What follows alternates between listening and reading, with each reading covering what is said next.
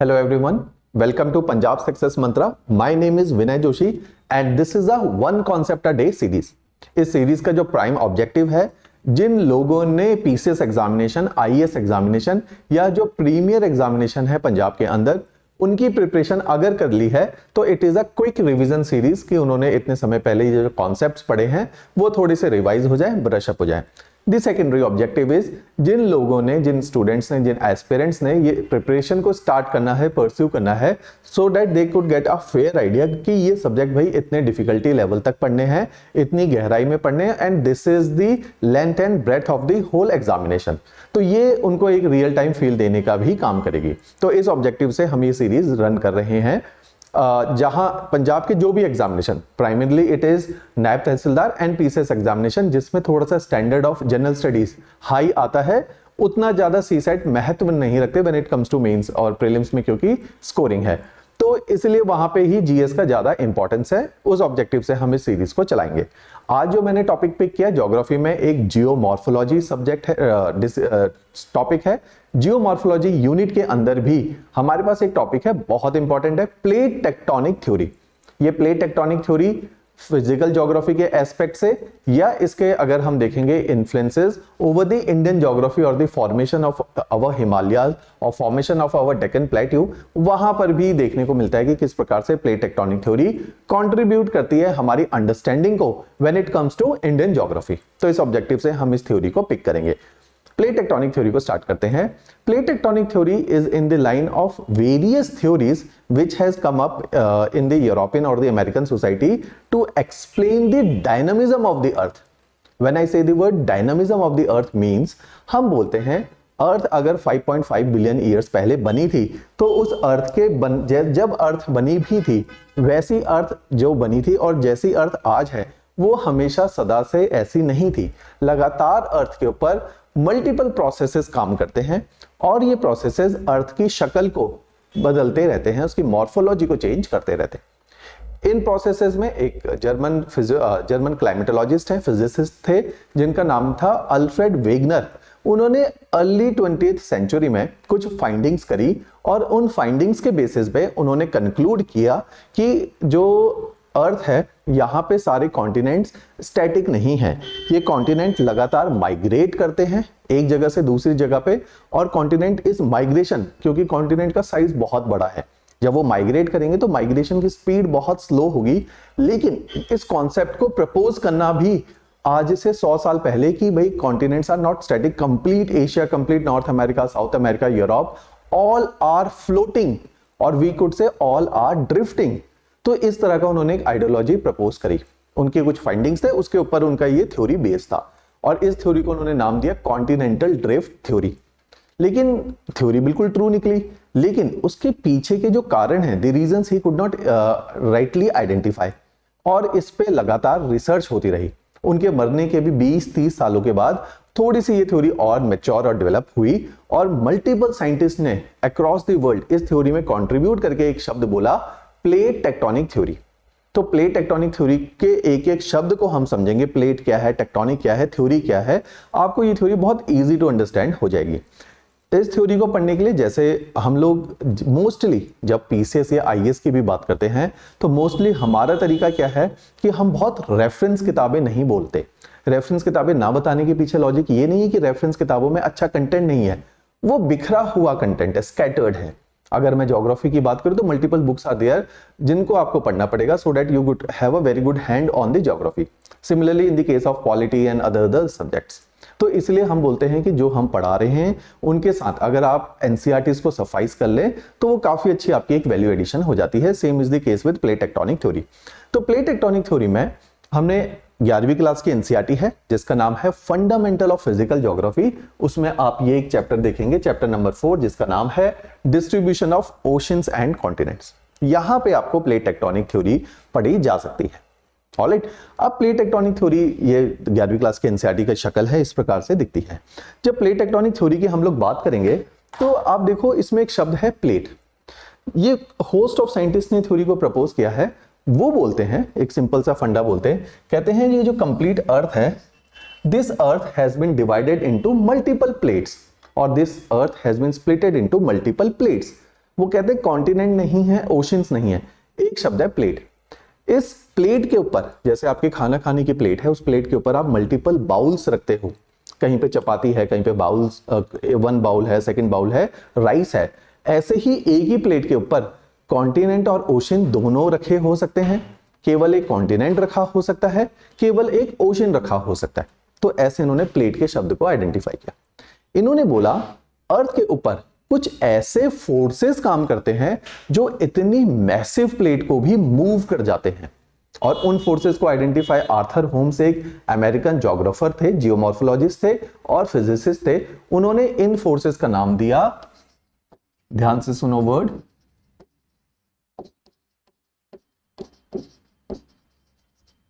Thermal convection currents.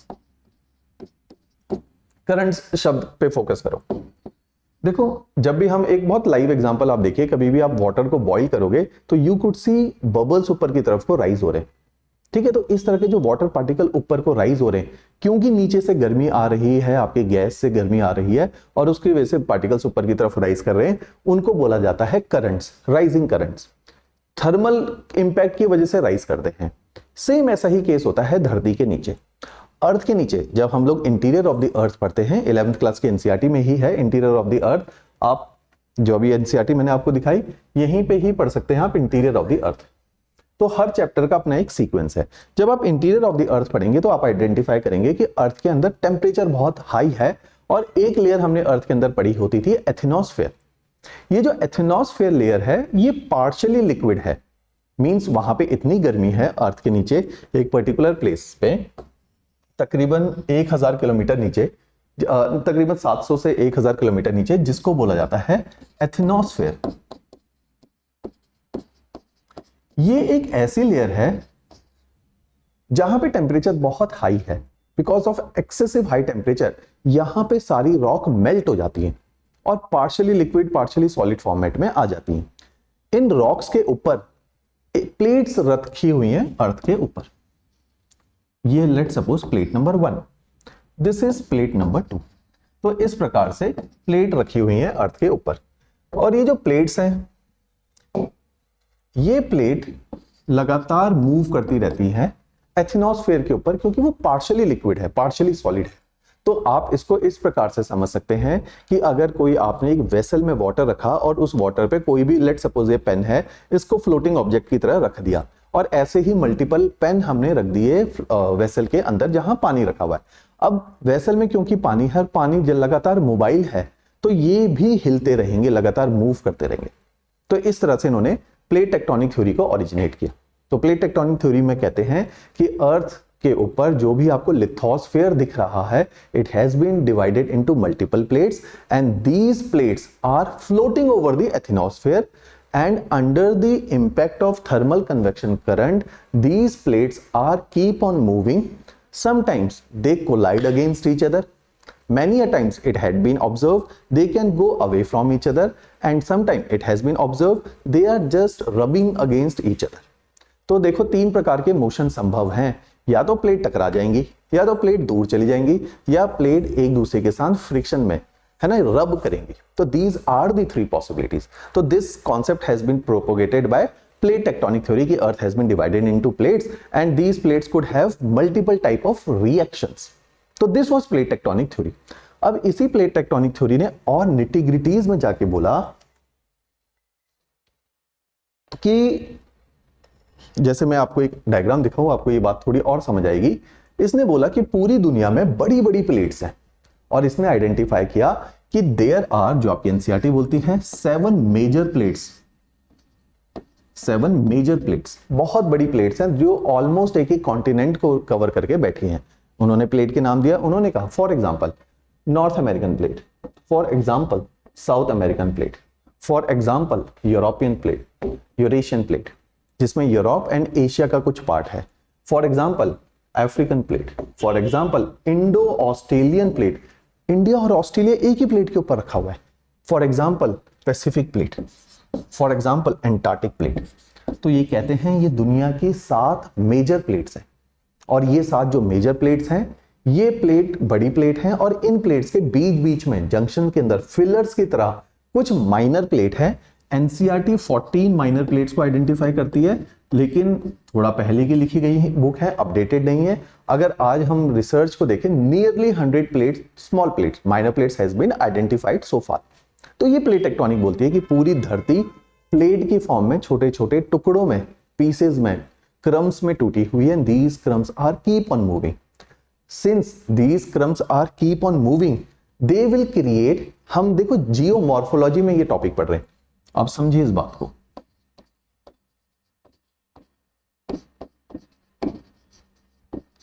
तो क्योंकि जियोमॉर्फ का अर्थ मतलब है अर्थ की शक्ल का बदलना, मॉर्फ बदलना, तो इन प्लेट्स के मोशन के कारण मल्टीपल लैंडफॉर्म्स जन्म ले रहे। मल्टीपल लैंडफॉर्म्स का क्या मतलब है कि धरती पे अगर आपको माउंटेन्स दिख रहे हैं तो वो कहीं ना कहीं प्लेट टेक्टोनिक के, प्लेट मींस, अभी हमने कॉन्सेप्ट समझा, tectonic means motion, means plate के मोशन के आउटकम है। कैसे आउटकम है? अगर ये लगातार प्लेट मूव कर रही है तो they will create mountains. I will show you certain set of mountain which has been created because of the motion of these plates. तो आप देखो कौन से माउंटेन, लेट सपोज एक माउंटेन का टाइप है वॉल्केनिक, तो ये प्लेट वॉल्केनिक माउंटेन बना रही है। एक माउंटेन का टाइप है फोल्ड, ये प्लेट टेक्टोनिक फोल्ड माउंटेन भी बना रही है। अगर एक रिलीफ फीचर है अर्थ में जिसका नाम है रिफ्ट वैली, अभी रिफ्ट वैली दिखाऊंगा मैं आपको कैसे अफ्रीका में एक रिफ्ट वैली है, तो रिफ्ट वैली क्रिएट कर रही है। The motion of these plates could create trenches. समुंदर के अंदर एक फीचर होता है ट्रेंचेस बनाती है। These plates over the ocean floor can create mid-oceanic ridge.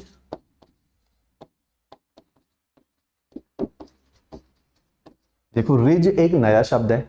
Mountain का मतलब होता है कोई बहुत बड़ा उठा हुआ एरिया जो अपने आसपास के नेबरिंग लैंडमार्क से हाइट में ज्यादा हो। रिज का मतलब है उतनी ज्यादा हाइट ना हो, एक 600 मीटर 700 मीटर का एक छोटा सा टीला जैसा हो, तो उसको बोलेंगे रिज। तो समुद्र, मिड ओशन, ओशन के बीचों बीच इस तरह से सीरीज ऑफ माउंटेन है, चेन ऑफ माउंटेन है, वो भी इस प्लेट टेक्टोनिक का ही आउटकम है। तो मींस प्लेट टेक्टोनिक हमें धरती के ऊपर इतने सारे लैंडफॉर्म्स क्रिएट करके दे रही है। प्लेट टेक्टोनिक थ्योरी समझाती है ना कि केवल लैंडफॉर्म्स बन रहे हैं, बल्कि धरती पे इतने सारे जो इवेंट हैं उनको समझा जा सकता है अगर आप प्लेट टेक्टोनिक थ्योरी को समझते हैं।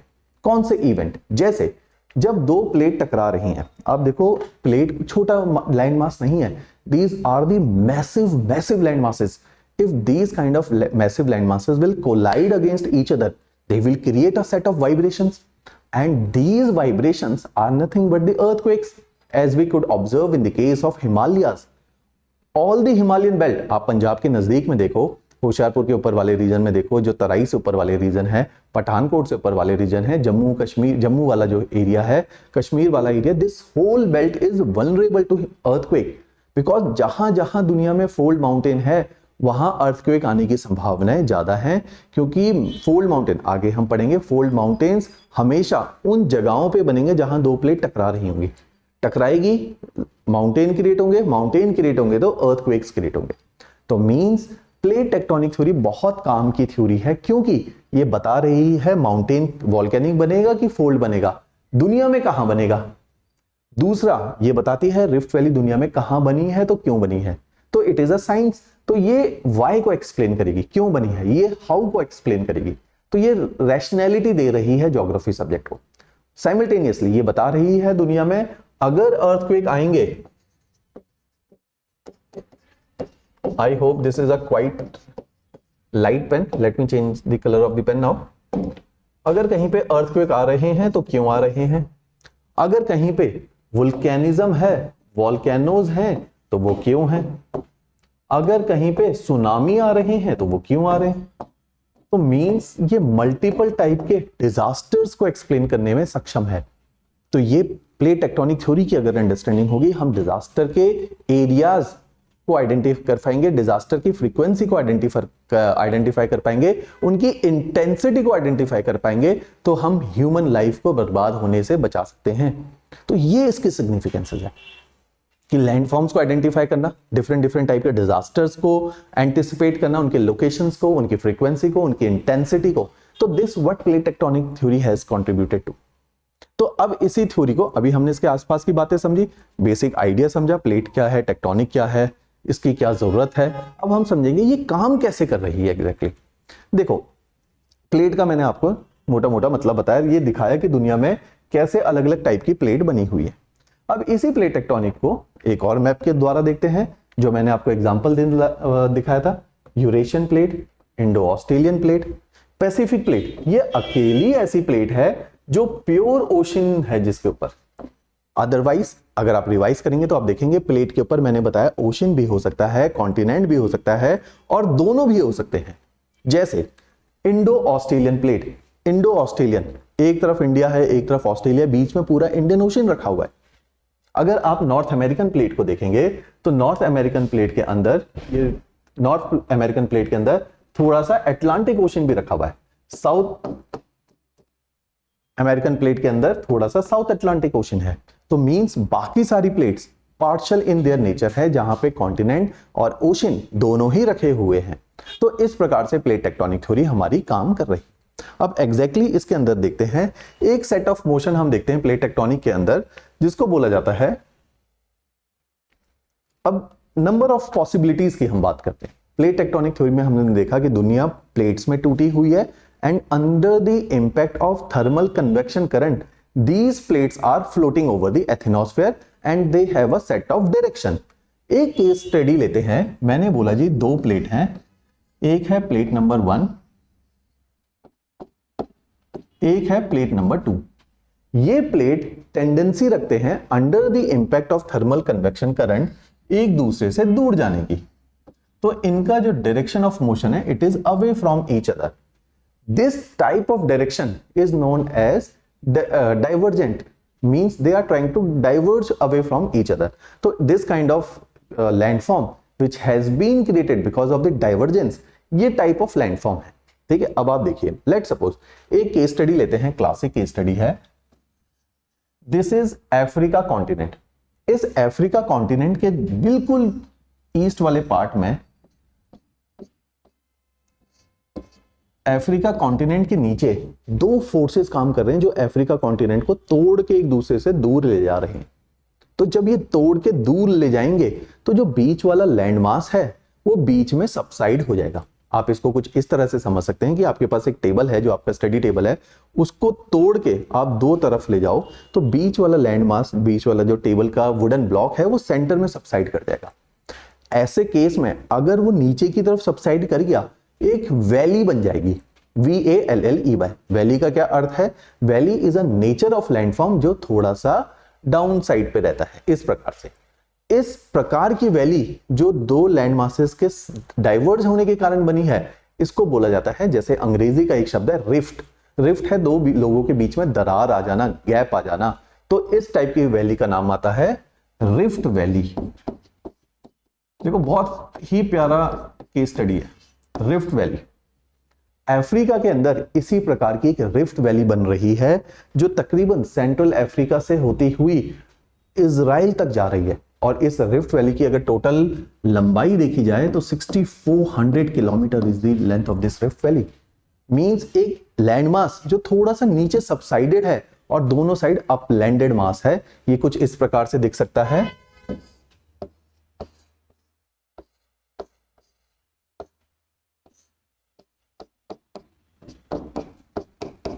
ये जो एरिया देख रहे हो जो बीच में गिर गया है और दोनों तरफ माउंटेन्स जैसे लग रहे हैं, एक्चुअली में they are not mountains, but क्योंकि सेंटर वाला पार्ट सबसाइड कर गया, आप ऐसे समझिए, और दोनों साइड उठा हुआ लग रहा है, तो it will be considered as a mountain. तो means this kind of landform has been called as rift valley and these kind of mountains are known as block mountains. तो मैंने आपको समझाया भी था कि प्लेट टेक्टोनिक थ्योरी ये बताएगी कि किस प्रकार का माउंटेन बनेगा, या वो फोल्ड बनेगा कि ब्लॉक बनेगा। ब्लॉक क्यों? क्योंकि आप देखो ब्लॉक की तरह दिख रहे हैं। जब जब प्लेट एक दूसरे से दूर जाने की टेंडेंसी रखेगी, the nature of landform will be created over the land surfaces, block mountains and rift valley. For example, great African rift valley, the name of this rift valley is great African rift valley. ये 6400 kilometre की rift valley है, दुनिया की सबसे बड़ी rift valley. तो this is what plate tectonic explains to you. Secondly, अब ये जो मोशन हमने देखा ये जमीन के ऊपर हुआ, कभी ऐसा भी हो सकता है दुनिया में कि समुंदर है और उस समुंदर के नीचे रिफ्टिंग हो जाए, ऐसा भी बिल्कुल संभव है। अगर समुंदर के अंदर रिफ्टिंग हो जाएगी, मानो ये दो प्लेट हैं, प्लेट P2, प्लेट P1, और ये एक ओशन है, ऊपर पानी है, नीचे से प्लेट एक दूसरे से दूर जा रही हैं। ऐसे केस में हम हमेशा मानते हैं, जिन्होंने जियोमॉर्फोलॉजी पढ़ा होगा, एक कॉन्सेप्ट हम इंटीरियर ऑफ द अर्थ में पढ़ते हैं, जो जमीन है वो कॉन्टिनेंट के नीचे ज्यादा गहरी होती है, समुद्रों के नीचे जमीन ज्यादा गहरी नहीं होती है। ऐसे केस में जब प्लेट एक दूसरे से दूर जाएंगी, उस केस में नीचे से लावा पिघल के बाहर आ जाएगा। जब लैंड के ऊपर जमीन एक दूसरे से दूर जा रही थी तो वैली बन रही थी, बीच वाला पार्ट नीचे बैठ जाता था, सबसाइड हो रहा था। लेकिन अगर यही केस हम ओशन के अंदर देखते हैं तो जो बीच वाला एरिया है, जहां से लैंड एक दूसरे से दूर गया था, वहां पे कुछ टाइम के लिए तो रिफ्ट वैली बनेगी, ऐसे एरिया बन जाएगा, रिफ्ट वैली बनेगी। लेकिन थोड़ा सा और प्लेट एक दूसरे से दूर जाएंगी तो नीचे से वॉल्केनो बाहर निकल जाएगा, उसको एक क्रैक मिल गया, उसको एक वेंट मिल गया। ऐसे केस में आप देखिए कितना ब्यूटीफुल कॉन्सेप्ट है।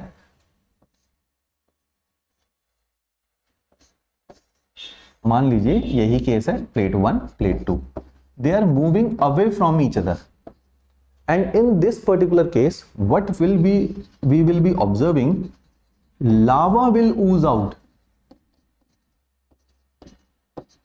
लावा will ooze out, oozing out of lava। और इस लावा के बाहर निकलने से, अब लावा पानी जैसा पतला है, वो बहुत बड़ा पहाड़ नहीं बनाएगा, वो बहता चला जाएगा, बहता चला जाएगा, layer wise layer, layer wise layer, बहुत ग्रेजुअली छोटा सा एक टीला जैसा बन जाएगा। Small hill will be created and this small hill will be referred as ridge, and it has been observed beneath all the continents of the world. It has been observed beneath all the continents of the world. These kind of ridges has been created, and these ridges has been named as, the name is very scientific, और ये name अपने आप में सब कुछ बोलता है, mid oceanic ridges. अगर डाइवर्जेंस कॉन्टिनेंट के ऊपर होती है, कॉन्टिनेंट के नीचे होती है, वहां पे बनता है block mountain and rift valley. लेकिन अगर डाइवर्जेंस समुंदर के नीचे होती है, बनती है mid oceanic ridges. For example, आप आज गूगल करके देखिए, एक बहुत ही बेहतरीन रिज आपको दिखेगी जिसका नाम है mid Atlantic ridge, mid Atlantic ridge.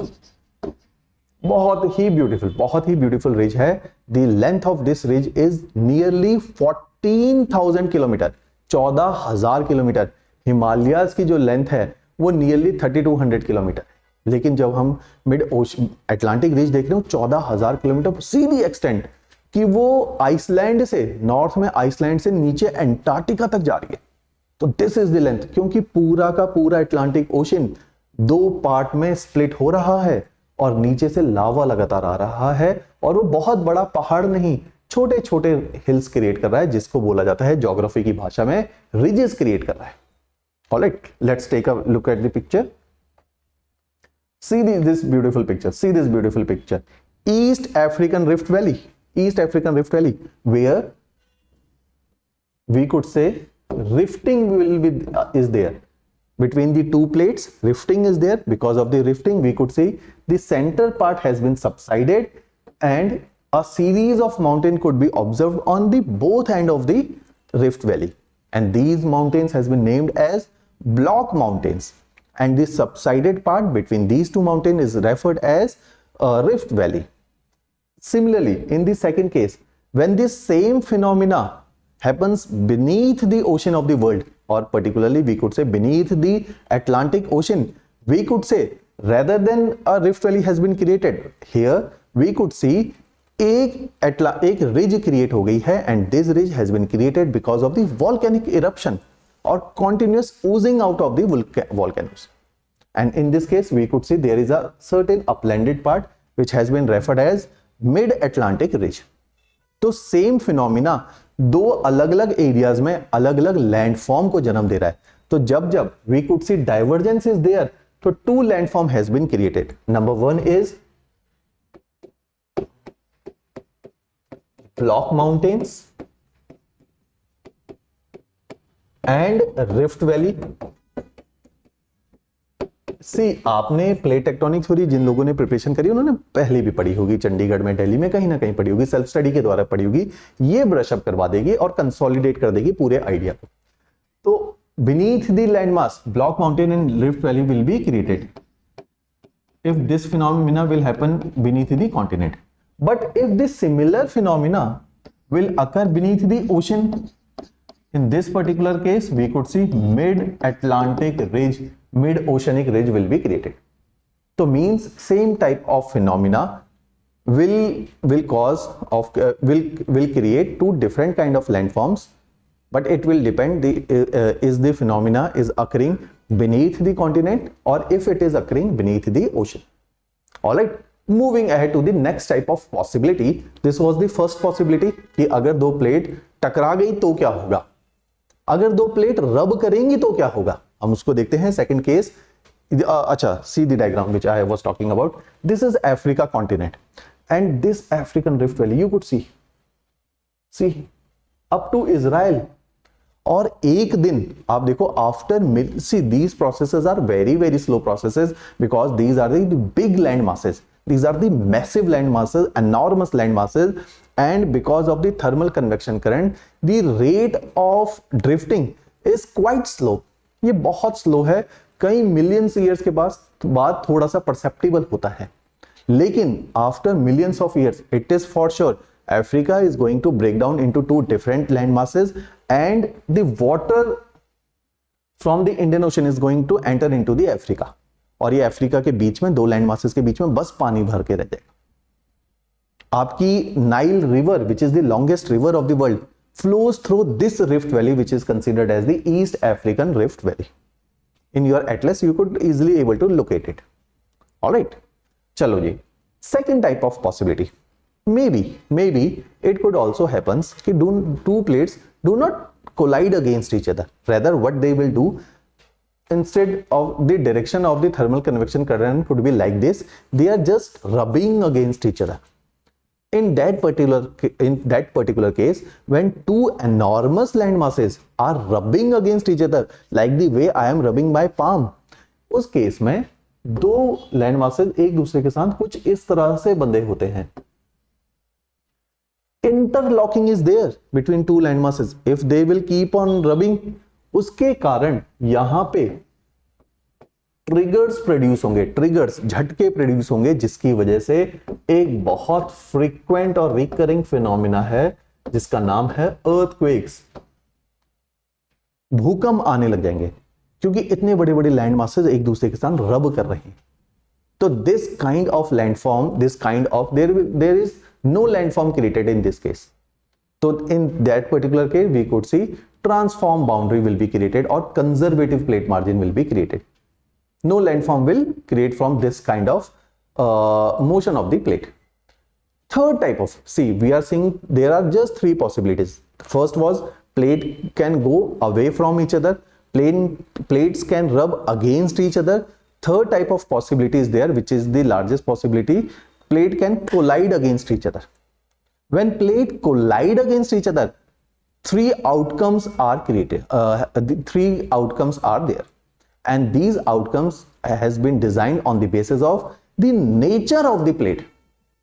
When I say the word nature of the plate, we need to understand what does nature mean here.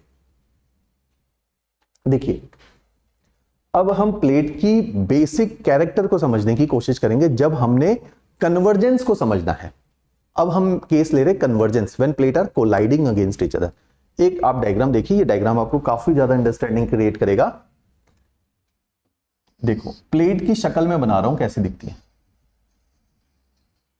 This is the face of a plate. इस plate में ये मान लो मैंने एक plate बनाई है, इस plate का नाम है नॉर्थ अमेरिका, और ये जो नॉर्थ अमेरिका प्लेट है यहां पे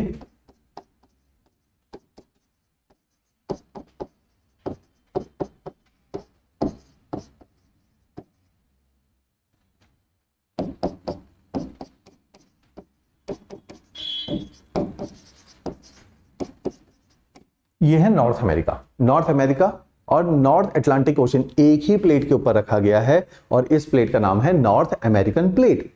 अब इस पर्टिकुलर प्लेट में प्लेट का नेचर देखो, क्योंकि यहां पे ओशन रखा हुआ है, इसको बोला जाता है प्लेट का ओशनिक पार्ट। क्योंकि यहां पे कॉन्टिनेंट रखा गया है, इसको बोला जाएगा प्लेट का कॉन्टिनेंटल पार्ट। दोनों में फर्क क्या है?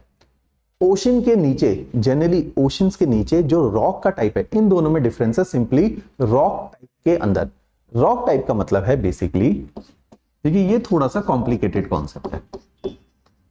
जिन लोगों ने पहले भी प्लेट टेक्टोनिक पढ़ा होगा, इट कुड हैपन कि they do not know this concept in detail या इन डेप्थ। रॉक टाइप का मतलब है कॉन्टिनेंट हमेशा हल्की रॉक से बने हैं। हल्की का मतलब है लेस डेंस। तो continental plates, so called continent plate जिससे बनी है, वो है लेस डेंस। लेस डेंस है तो they are lighter in their mass as compare to oceanic plate, which are most of the time are made up of basalt which is more dense, so it is heavy।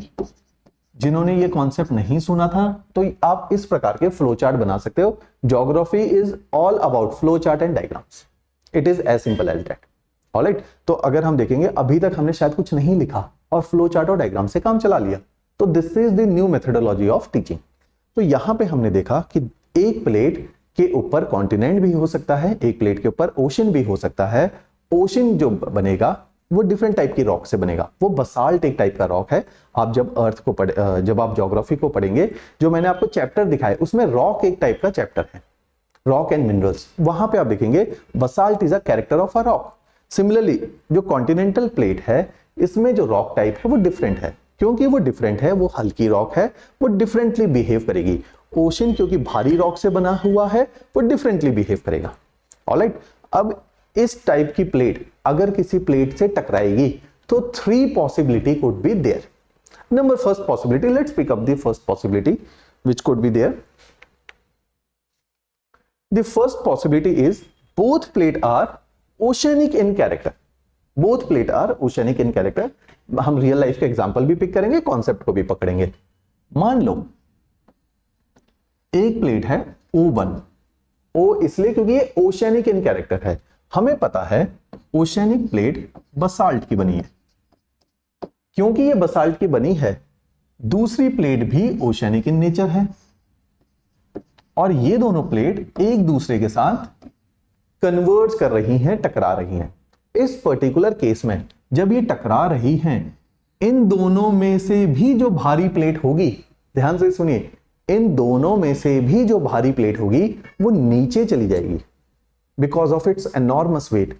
जो lighter plate होगी it will just ride over the another plate.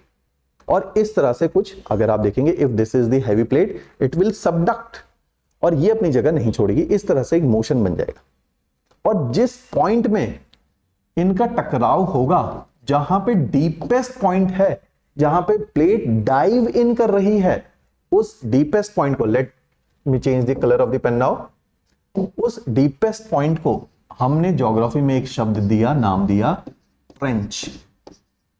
Trench is nothing but the deepest point. It is the deepest point. तो देखो landform में explain कर रहा था कि because of the motion of these plates different type of landform could be created and trench is the nature of landform, it could be observed beneath the ocean। देखो जब हम जियोमॉर्फ बोल रहे हैं तो जो हमें परसेप्टिबल अर्थ दिख रही है, विजिबल अर्थ दिख रही है, या समुद्र के नीचे भी जो है किस प्रकार का लैंडफॉर्म बनेगा। जैसे मैंने मिड ओशनिक रिज पढ़ाई, मिड अटलांटिक रिज पढ़ाई, वो समुद्र के नीचे है। ट्रेंच भी समुद्र के नीचे है, लेकिन trench are the outcome of convergence, mid oceanic ridge are the outcome of divergence. This is the case. तो इस पर्टिकुलर केस के अंदर आप देखोगे धीरे धीरे एक plate because of its enormous weight, आप इसको ना डे टू डे लाइफ से समझो, एक ट्रक और एक कार का एक्सीडेंट हो गया, यू कुड नेवर ऑब्जर्व कि ट्रक जो है उड़ के ऊपर की तरफ चला गया। Truck will hold its position, हाँ, और कार जो है उसके ऊपर जा सकती है, वो ऊपर की तरफ उछल भी सकती है क्योंकि वो लाइट वेट की है। उसी तरह से आप प्लेट टेक्टोनिक के साथ रिलेट कर सकते हैं। तो ट्रक क्योंकि हैवी है, O2 ओशनिक प्लेट हैवी है, ये नीचे सबडक्ट करेगी और एक डीपेस्ट पॉइंट बनाएगी जहां ये जमीन के नीचे धंस रही है। उस डीपेस्ट पॉइंट का नाम मैंने दिया ट्रेंचेस। अब धीरे धीरे ये नीचे जा रही है और धरती के नीचे गर्मी बढ़ रही है, और जब ये नीचे जाएगी एक टाइम ऐसा आएगा ये मेल्ट हो जाएगी। जब ये मेल्ट हो जाएगी इसका वॉल्यूम एक्सपेंड हो जाएगा। आप देखो ना, आप जैसे ये पेन है, इस पेन को मैं मेल्ट करूंगा तो इसका वॉल्यूम एक्सपेंड होगा। एयर जब आपकी टेम्परेचर बढ़ता है और वाटर का टेम्परेचर बढ़ता है और वाटर वेपर में कन्वर्ट होता है तो स्टीम का वॉल्यूम ज्यादा है। ऐसे ही जब सॉलिड लिक्विड में कन्वर्ट होगा उसका वॉल्यूम बढ़ जाएगा। क्योंकि उसका वॉल्यूम बढ़ेगा, अब वो लिक्विड फॉर्म में बाहर आने की कोशिश करेगा और ओवन ओशनिक प्लेट को तोड़ के बाहर आ जाएगा और एक वॉल्केनिक इरप्शन करेगा। देखो कितना ब्यूटीफुल कॉन्सेप्ट है कि जब जब दो भारी प्लेट एक दूसरे से टकराएंगी, एक प्लेट दूसरी प्लेट के नीचे डाइवर्ज करेगी, डाइव इन करेगी। वो जो डाइव इन वाली प्लेट होगी वो हमेशा हैवियर प्लेट होगी। ये शब्द आप लिख सकते हैं, it is always the heavier plate which will subduct, and when it will subduct trench will be created, and trench are nothing but the deepest point in the ocean. Example, एक trench है Philippines के पास में जिसका नाम है Mariana trench. It is the deepest trench of the world, nearly 12 kilometre is the depth. NCERT में देखो Mariana trench 12 kilometre की डेप्थ। और यहां पे ये सब जैसे ही सबडक्शन हुई, plate will melt because of the enormous heat and pressure, और एक वुल्केनिज्म हुआ, वॉल्केनिक इरप्शन हुआ और बहुत विस्फोटक वॉल्केनो हुआ, very exploding in its character. और इस तरह का volcano are very very common. Right down the countries, Japan, Philippines, Indonesia, Malaysia, ये सारी कंट्रीज ऐसे ही बनी हैं। And these volcanic eruption will occur beneath the ocean, alright. तो क्योंकि यहां पर क्या है, ओशन है। मैंने बताया ना O1 O2 क्या है, ओशन। तो ये जो कन्वर्जेंस है ये पानी के नीचे हुई, और क्योंकि वॉल्केनो पानी के नीचे फटा तो आप देखोगे क्या बनेगा। वॉल्केनो फटने का मतलब क्या है कि समुद्र के बीचों बीच वॉल्केनिक आइलैंड्स बन गए। Just right down there, this is nothing but the volcanic island.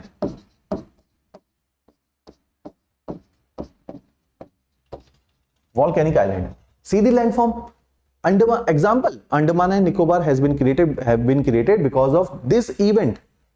Japan, whole Japanese volcano, Japanese island, Philippines island, Indonesian island, Malaysian island, Aleutian island, series of island. If you could, Caribbean island. If there are isolated island in between the ocean, you should able to decipher कि ये जो हैं इस प्रकार के collision से हैं, समुद्र के बीच जमीन कहां से आ गई अचानक से। This is because of these volcanic islands. Alright, so this is the case what plate tectonic is able to explain to you. Alright, so volcanism is the outcome, trenches is the outcome, volcanic island, trenches. One more common phenomena will be there. आप Japan में देखो, tsunami word Japanese है। जैसे ही यहां पे दो plate का rubbing हो रही है, where there is a subduction, the deepest point trenches, वहां पे प्लेट टकराती हुई नीचे जा रही है। टकरा रही है तो means tremors, triggers, earthquakes. All right, earthquakes are there. So these kind of earthquakes will अब सुनामी कैसे आता है? These kind of earthquake will trigger tsunami. Tsunamis are nothing but the high amplitude waves. बहुत ऊंचाई वाली waves को हम बोलते हैं सुनामी। कैसे? यहां पे एक ट्रिगर प्रोड्यूस हुआ, झटका प्रोड्यूस हुआ, वो झटका धीरे धीरे वो जो एनर्जी है वो ट्रेवल करती है वाटर में। अब वाटर डिस्टर्ब हो गया ऐसे ऐसे, लेकिन यहां पे समुद्र की डेप्थ है 4 किलोमीटर। ये डिस्टर्बेंस उतनी ज्यादा परसेप्टिबल नहीं थी। जब ये डिस्टर्बेंस धीरे धीरे धीरे धीरे बढ़ती हुई किनारे पे पहुंची, और आपने ओशनोग्राफी पढ़ा है, आपको पता है किनारों में डेप्थ ज्यादा नहीं होती, तो ये जो 10, 15, 20 मीटर की डिस्टर्बेंस थी जो 4 किलोमीटर में तो दिखाई नहीं दे रही थी, लेकिन जब गहराई कम हुई तो ये डिस्टर्बेंस बहुत बड़ी हो गई और इन्होंने रूप धारण कर लिया सुनामी वेव्स का, सुनामी वेव्स। तो आप देखो कन्वर्जेंस कितना कुछ समझा देता है और ये बता देगा। अब हमें पता चल गया दुनिया में कहां कहां कन्वर्जेंस होगी, तो हमें पता चल गया दुनिया में ट्रेंचेस कहां हैं, हमें पता चल गया दुनिया में वॉल्केनिक आइलैंड कहां बने हैं और कहां बनेंगे इन फ्यूचर, हमें पता चल गया दुनिया में सुनामी कहां आएगा। जहां सुनामी आएगा ध्यान रखना है वहां ज्यादा हैबिटेशन नहीं करनी, वहां ज्यादा शहरीकरण नहीं करना। तो हम पहले से ही प्रिपेयर्ड होंगे क्योंकि हमने प्रकृति को जान लिया है। तो this is the whole objective behind the scientific development. You could get a fair idea कि किस प्रकार से ये दुनिया काम कर रही है, प्रकृति काम कर रही है। ऑलराइट, कि साइंस का यूसेज क्या है जब तक वो आपके बेनिफिट में ना आ पाए। Alright, so this was a bit of introduction about the plate tectonic theory. It is a big theory. There are various aspects associated with it. अभी हमने केवल एक एस्पेक्ट किया है कन्वर्जेंस का, जिसको मैंने बोला है ओशियनिक कन्वर्जेंस। इसी सीरीज में आगे फिर दोबारा हम इसको पिक करेंगे, जिसमें मैं बताऊंगा अगर दो कॉन्टिनेंट टकरा गए फिर क्या होगा। अभी तो दो ओशन टकराए, अगर दो कॉन्टिनेंट कोलाइड करते हैं फिर क्या होगा। अच्छा, एक कॉन्टिनेंट और एक ओशन कोलाइड करेगा फिर क्या होगा। So there are multiple possibilities and different kind of landforms and disasters. Geomorphological disasters will be created because of these kind of collision. Alright, as if for now we are resting our lecture here only. Alright, thanks a lot.